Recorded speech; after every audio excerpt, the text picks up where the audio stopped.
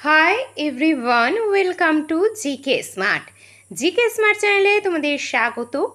আজকে আমরা KP constable main এবং ডাব্লিউবিপি পুলিশ পরীক্ষার যে সমস্ত পরীক্ষার্থী তোমরা ইতিহাসকে ভয় পাও, ইতিহাসের প্রশ্ন কি আসবে সেই নিয়ে কনফিউজ, তো আজকে আমি তোমাদের 3 নম্বর প্র্যাকটিস সেট নিয়ে এসেছি ইতিহাসের। আজকে পড়ব শুধুমাত্র মধ্যযুগের ইতিহাসের স্পেশাল প্র্যাকটিস সেট। এটি সম্পূর্ণ সিলেবাস কভার করানো হচ্ছে, 30টি গুরুত্বপূর্ণ প্রশ্ন উত্তর থাকছে। তো চলো আজকে চটজলদি ক্লাসটা শুরু করা যাক। 30টা প্রশ্নের সঠিক উত্তর দেওয়ার চেষ্টা করো তোমরা প্রত্যেকে। দেখো তোমরা 30টার মধ্যে কি কটি সঠিক উত্তর দিতে পারছো। তো চলো দেরি করব না, তাড়াতাড়ি ক্লাসটা শুরু করি। প্রত্যেকে রেডি হয়ে যাও। 30টা প্রশ্নের মধ্যে কিন্তু তোমাকে 30টাই সঠিক উত্তর দেওয়ার চেষ্টা করতে হবে। তো চলো আজকের প্রথম প্রশ্নটি কি আছে? দিল্লির সুলতানি শাসনের প্রতিষ্ঠাতা কে ছিলেন? Option A Iltutmish, option B Qutbuddin Aibak, option C Ghiyasuddin Balban, নাকি অপশন ডি আলাউদ্দিন খিলজি। দিল্লির সুলতানি শাসনের প্রতিষ্ঠাতা কে ছিলেন? সঠিক উত্তর হয়ে যাবে কুতুবউদ্দিন আইবক। পরবর্তী 2 নম্বর প্রশ্ন, কত খ্রিস্টাব্দে পানিপথে প্রথম যুদ্ধ সংগঠিত হয়েছিল? অপশন এ 1526 খ্রিস্টাব্দে, অপশন বি 1556 খ্রিস্টাব্দে, অপশন সি 1761 খ্রিস্টাব্দে, নাকি অপশন ডি 1576 খ্রিস্টাব্দে। কত খ্রিস্টাব্দে পানিপথে প্রথম যুদ্ধ সংগঠিত হয়েছিল? সঠিক উত্তরটি এখানে হয়ে যাবে 1526 খ্রিস্টাব্দে। পরবর্তী 3 নাম্বার প্রশ্ন, ভারতে মুঘল সাম্রাজ্যের ভিত্তি কে স্থাপন করেছিলেন? Option A Akbar, option B Humayun, option C Babur, নাকি অপশন ডি শের শাহ। ভারতে মুঘল সাম্রাজ্যের ভিত্তি কে স্থাপন করেছিলেন? সঠিক উত্তর হয়ে যাবে বাবর। পরবর্তী 4 নাম্বার প্রশ্ন, কোন সুলতান বাজার দর নিয়ন্ত্রণ ব্যবস্থা চালু করেছিলেন? Option A Muhammad bin Tughlaq, option B Alauddin Khilji, option C Firoz Shah Tughlaq, নাকি অপশন ডি ইলতুৎমিশ। কোন সুলতান বাজার দর নিয়ন্ত্রণ ব্যবস্থা চালু করেছিলেন? সঠিক উত্তরটি এখানে হবে আলাউদ্দিন খিলজি। পরবর্তী 5 নাম্বার প্রশ্ন, দিন ই ইলাহি নামক ধর্মীয় মতাদর্শ কে প্রবর্তন করেন? Option A Shahjahan, option B Jahangir, option C Akbar, নাকি অপশন ডি ঔরঙ্গজেব। দিন ই ইলাহি নামক ধর্মীয় মতাদর্শ কে প্রবর্তন করেন? সঠিক উত্তর হয়ে যাবে আকবর। পরবর্তী 6 নাম্বার প্রশ্ন, দিল্লি থেকে দেবগিরিতে রাজধানী কে স্থানান্তরিত করেছিলেন? Option A Ghiyasuddin Tughlaq, option B Muhammad bin Tughlaq, option C Firoz Shah Tughlaq, নাকি অপশন ডি সিকান্দার লোদি। দিল্লি থেকে দেবগিরিতে রাজধানী কে স্থানান্তরিত করেছিলেন? সঠিক উত্তর হয়ে যাবে মোহাম্মদ বিন তুগলক। পরবর্তী 7 নাম্বার প্রশ্ন, বিজয়নগর সাম্রাজ্যের সর্বশ্রেষ্ঠ রাজা কে ছিলেন?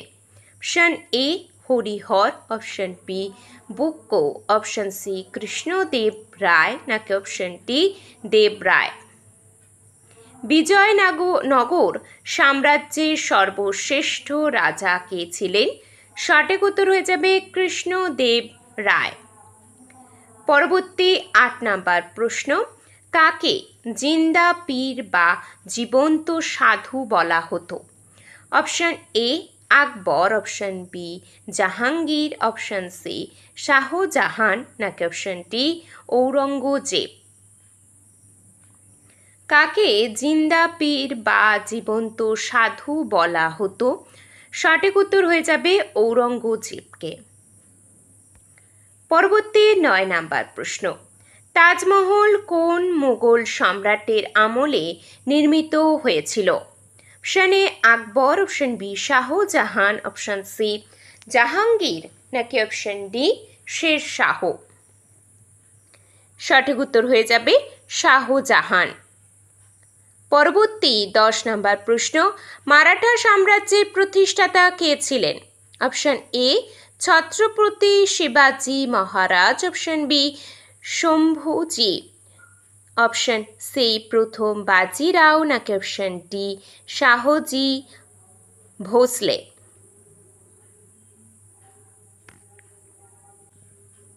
মারাঠা সাম্রাজ্যের প্রতিষ্ঠাতা কে ছিলেন? সঠিক উত্তর এখানে হয়ে যাবে ছত্রপতি শিবাজি মহারাজ। পরবর্তী ১১ নম্বর প্রশ্ন, কত খ্রিস্টাব্দে পানিপথের দ্বিতীয় যুদ্ধ হয়েছিল? অপশন এ ১৫২৬ খ্রিস্টাব্দে, অপশন বি ১৫৫৬ খ্রিস্টাব্দে, অপশন সি ১৫৭৬ খ্রিস্টাব্দে, নাকি অপশন ডি ১৭৬১ খ্রিস্টাব্দে? সঠিক উত্তর হয়ে যাবে ১৫৫৬ খ্রিস্টাব্দে। পরবর্তী ১২ নম্বর প্রশ্ন, বাংলার ভক্তি আন্দোলনের প্রধান প্রচারক কে ছিলেন? Option A Kabir, option B Mirabai, option C Shri Chaitanyadev, নাকি অপশন ডি গুরু নানক? বাংলার ভক্তি আন্দোলনের প্রধান প্রচারক কে ছিলেন? সঠিক উত্তর হয়ে যাবে শ্রী চৈতন্যদেব। পরবর্তী ১৩ নম্বর প্রশ্ন, তরাইনের দ্বিতীয় যুদ্ধে পৃথ্বীরাজ চৌহান কার কাছে পরাজিত হয়েছিলেন?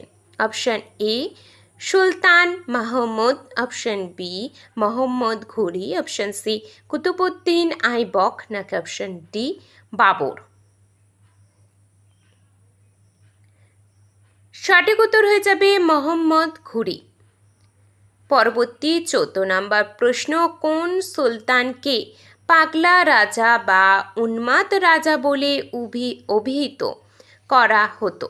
Option A Alauddin Khilji, option B Ibrahim Lodi, option C Mohammad bin Tughlaq, নাকি অপশন ডি বলবন? কোন সুলতানকে পাগলা রাজা বা উন্মাদ রাজা বলে অভিহিত করা হতো? সঠিক উত্তর হয়ে যাবে মোহাম্মদ বিন তুগলক। পরবর্তী ১৫ নম্বর প্রশ্ন, শের শাহের সমাধি সৌধটি কোথায় অবস্থিত? Option A Delhi, option B Agra, option C Sasaram, নাকি অপশন ডি লাহোর? সঠিক উত্তর হয়ে যাবে সাসারাম। পরবর্তী ১৬ নম্বর প্রশ্ন, কুতুব মিনারের নির্মাণ কাজ কে শেষ করেছিলেন? Option A Qutbuddin Aibak, option B Iltutmish, option C Sultan Razia, নাকি অপশন ডি আলাউদ্দিন খিলজি? কুতুব মিনারের নির্মাণ কাজ কে শেষ করেছিলেন? সঠিক উত্তর হয়ে যাবে ইলতুৎমিশ। পরবর্তী ১৭ নম্বর প্রশ্ন, ইবন বতুতা কোন শাসকের রাজত্বকালে ভারতে এসেছিলেন? Option A Alauddin Khilji, option B Muhammad bin Tughlaq, option C Akbar, নাকি অপশন ডি জাহাঙ্গীর?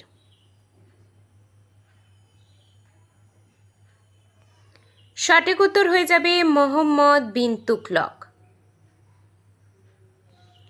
পরবর্তী ১৮ নম্বর প্রশ্ন, মনসবদারি প্রথা কে প্রবর্তন করেন? Option A Babur, option B Sher Shah, option C Akbar, নাকি অপশন ডি শাহজাহান? সঠিক উত্তর হয়ে যাবে আকবর। পরবর্তী ১৯ নম্বর প্রশ্ন, কোন মুঘল সম্রাটের রাজত্বকালকে স্থাপত্যের স্বর্ণযুগ বলা হয়?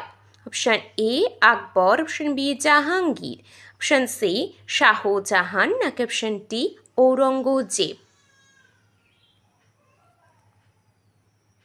কোন মুঘল সম্রাটের রাজত্বকালকে স্থাপত্যের স্বর্ণ যুগ বলা হয়? সঠিক উত্তর হয়ে যাবে শাহজাহান। পরবর্তী 20 নম্বর প্রশ্ন, কত খ্রিস্টাব্দে ঔরঙ্গজেবের মৃত্যু হয়েছিল যা মুঘল সাম্রাজ্যের পতনের সূচনা করে? অপশন এ 1705 খ্রিস্টাব্দে, অপশন বি 1707 খ্রিস্টাব্দে, অপশন সি 1712 খ্রিস্টাব্দে, নাকি অপশন ডি 1757 খ্রিস্টাব্দে? সঠিক উত্তর হয়ে যাবে 1707 খ্রিস্টাব্দে। পরবর্তী 21 নম্বর প্রশ্ন, দিল্লির সিংহাসনে বসা প্রথম এবং একমাত্র মহিলা শাসক কে ছিলেন? Option A Chand Bibi, option B Sultan Razia, option C Nurjahan, option D Mumtaz Mahal. দিল্লির সিংহাসনে বসা প্রথম এবং একমাত্র মহিলা শাসক কে ছিলেন? সঠিক উত্তর হয়ে যাবে সুলতান রাজিয়া। পরবর্তী 22 নম্বর প্রশ্ন, আমির খসরু কোন সুলতানের সভাকবি ছিলেন? Option A Iltutmish, option B Ghiyasuddin Balban, option C Alauddin Khilji, নাকি অপশন ডি মোহাম্মদ বিন তুগলক?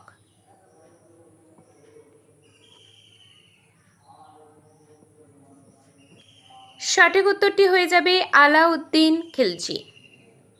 পরবর্তী 23 নম্বর প্রশ্ন, ভারতের ইতিহাসে কাকে তোতা পাখি বলা হতো? Option A Tansen, option B Amir Khusrau, option C Abul Fazl, নাকি অপশন ডি বৈরাম খাঁ? ভারতের ইতিহাসে কাকে তোতা পাখি বলা হতো? সঠিক উত্তর হয়ে যাবে আমির খসরু।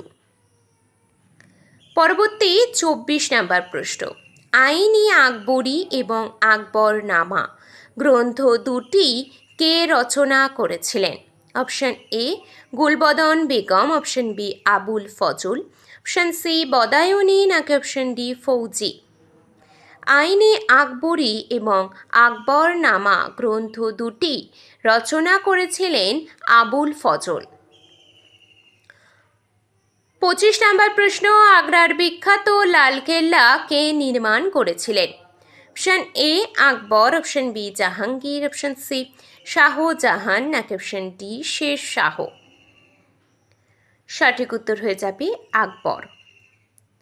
পরবর্তী 26 নম্বর প্রশ্ন, কাকে মুঘল সাম্রাজ্যের দ্বিতীয় প্রতিষ্ঠাতা বলা হয়? Option A Humayun, option B Bairam Khan, option C Akbar, নাকি অপশন ডি শের শাহ? সঠিক উত্তর হয়ে যাবে আকবর। 27 নম্বর প্রশ্ন, হলদিঘাটের যুদ্ধ আকবরের সেনাপতি মান সিংহের সাথে কার মধ্যে হয়েছিল? অপশন এ রানা সাঙ্গ, অপশন বি রানা প্রতাপ সিংহ, অপশন সি উদয় সিংহ, নাকি অপশন ডি বাজ বাহাদুর? সঠিক উত্তর হয়ে যাবে রানা প্রতাপ সিংহ। পরবর্তী 28 নম্বর প্রশ্ন, কোন মুঘল সম্রাট নিজের আত্মজীবনী তুর্কি ভাষায় রচনা করেছিলেন? Option A Babur, option B Humayun, option C Akbar, নাকি অপশন ডি শাহজাহান?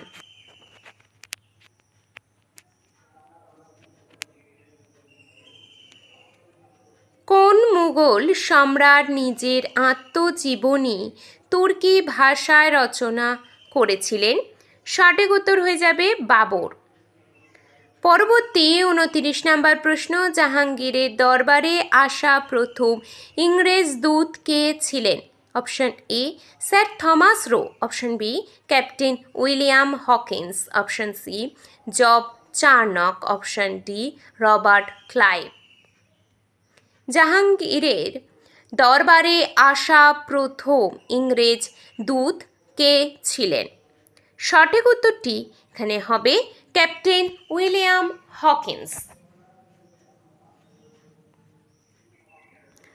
পরবর্তী 30 নম্বর প্রশ্ন, কাকে দাক্ষিণাত্যের ক্ষত বা গ্রাস করেছিল?